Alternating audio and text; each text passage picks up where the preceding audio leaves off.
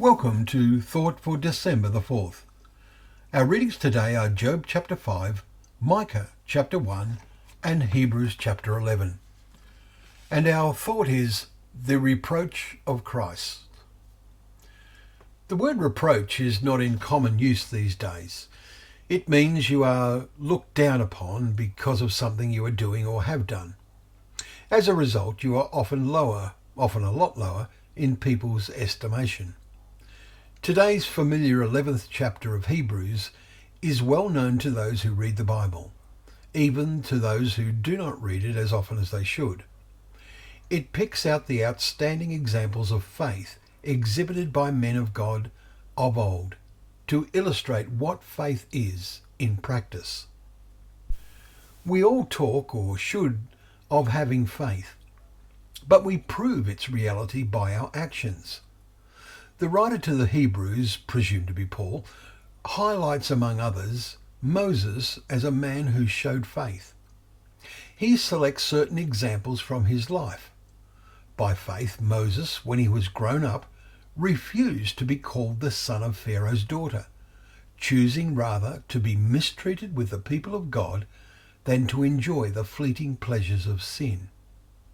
He considered the reproach of Christ greater wealth than the treasures of Egypt, for he was looking to the ultimate reward.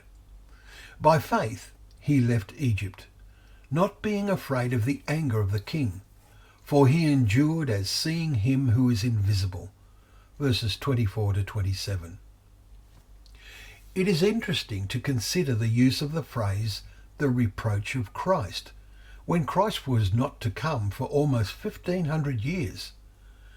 What is clear is that the writer sees Christ as the ultimate role model for those who endured reproach in living the life God required of them.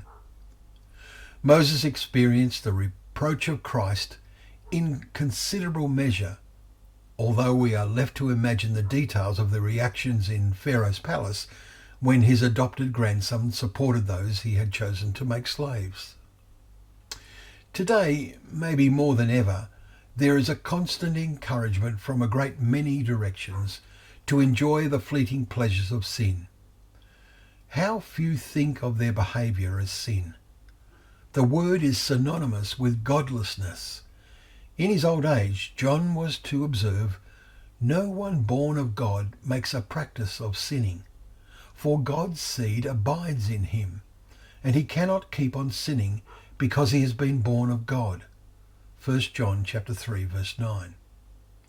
When one is born of God, one endures as seeing him who is invisible.